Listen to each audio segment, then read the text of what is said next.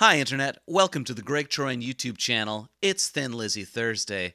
I'm not Greg Troyan. I'm Steve. I'm his bassist. You may be asking, Steve, why are you here? Where's Greg? What's going on? Well, turns out I might have given Greg COVID, so he's taking a bit of time off, and so I'm reacting to a Thin Lizzy song. I'm going to listen to the song Killer on the Loose today, because I'm pretty sure I've never actually heard that one. Greg makes me listen to a lot of Thin Lizzy, so I had to scrounge around a little bit to find something that I'd never heard before that I could do an honest reaction to. Because if you're going to put react in the video title, I want to see a first-time reaction to it, Greg. You might also notice that as a side effect of me having given Greg COVID, I also probably have COVID, so you get to listen to me sniffling and coughing through this entire video instead of him. Won't that be fun? That's good. Hashtag content. Anyway, I'm going to go ahead and listen to this song now. It goes like this. So we're starting off with like a driving riff with a lot of eighth note bass. That's pretty on brand for Thin Lizzy. Seems the way their songs go. Pretty good. I like it. Ooh, there's some kind of swell going on. Oh. And they modulated. Switch to new chord.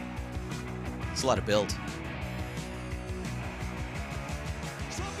So, that's an intro to a rock song. I don't know.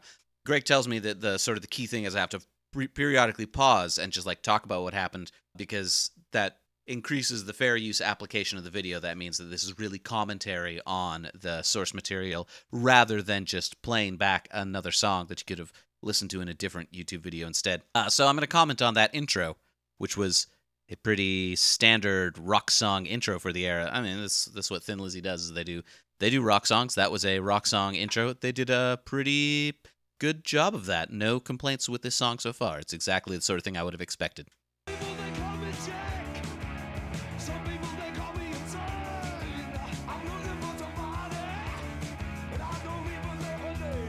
This is sort of interesting. I listened to like a decent amount of Thin Lizzy, so I know some of the basic tropes that you get with their music, with lots of like character-driven story songs, which seems like what they're going for here. This also seems to have a really interesting vocal delivery from Phil Lynott, with him being much more loose and chaotic than he normally goes. There's also a bit of a, what's the name of that song? The Some People Call Me Maurice vibe out of these lyrics so far. I do not like that song. I like the song much better than that one so far. We'll see how many things that he insists some people call him before I get tired of Phil doing it too.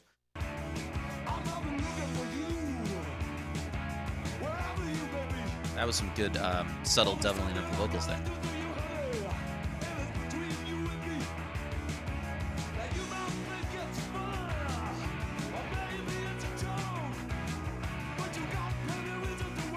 It's very much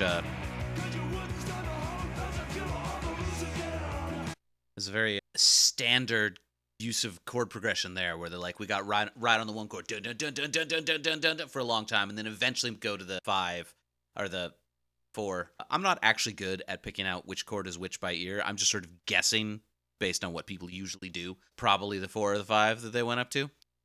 Yeah, this is a good idea, Greg. Just like insist that a different sick person do your video for you. Maybe he'll edit. He won't. No editing's gonna happen.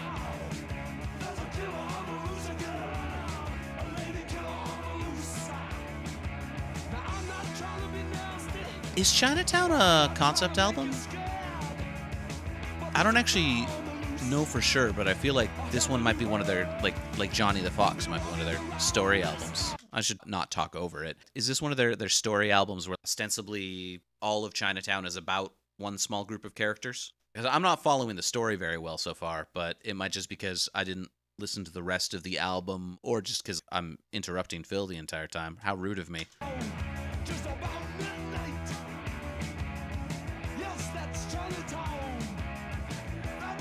Oh, he said the album title there. That's right, that's right.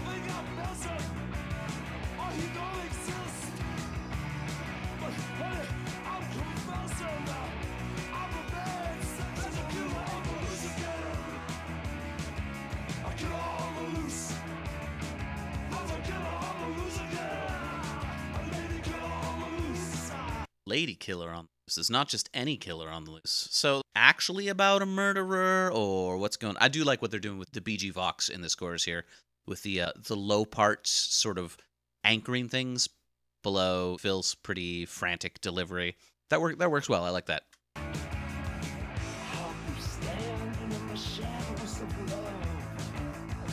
Who's this? I know nothing about the song. Who's this vocalist? Or is this just Phil putting a bunch of effects? It could be.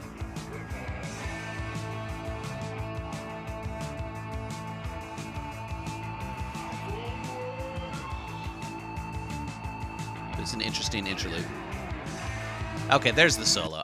They had this whole like pausing and making weird vocal noises. I'm like, okay, this sounds like where the solo should be. And all right, it just took them a while to get to it. All right, Chinatown Disambiguation. Chinatown, Thin Lizzy album from 1980, Personnel. All right, so I'm not seeing any other cited musicians, so presumably that was just Phil Lynott and a bunch of vocal effects, or somebody else in the band, and vocal effects.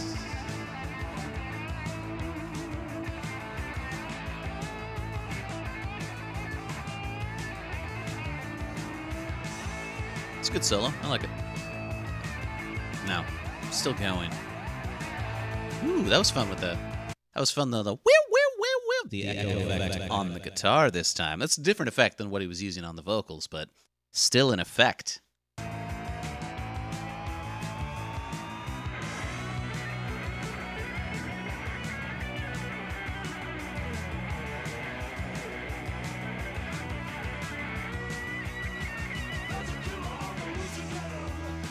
The big obvious chord changes actually kind of make me wish they had more chords in this song. It really draws attention to the fact that it's a very simple structure, just how big and distinct the chord changes are, that you only have chord changes on the major shift between the verse and the chorus kind of thing. That's not really my favorite structure of song. Yeah, I don't know, I prefer, a couple of chord changes throughout every different section. Or rather, I prefer that the difference between like the verse and the chorus isn't that they're based on a different root chord, but that they are following a different chord progression. That would be my preference.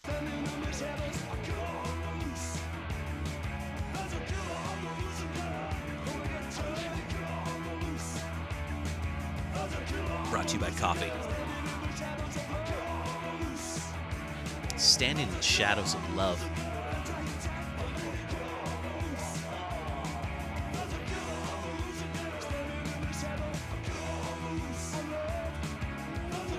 Standing in the shadow of love.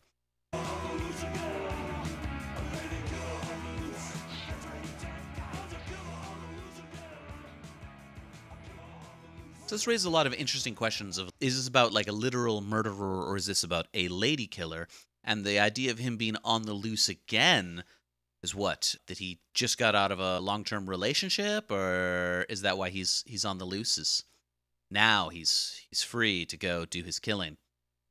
His lady killing. I keep on looking at my own monitor over there instead of at the camera, which I'm sure looks real suspicious. I don't have notes. If I were clever, I would have just like had a script or something with all the comments I was going to make, but this was a very much off-the-cuff reaction.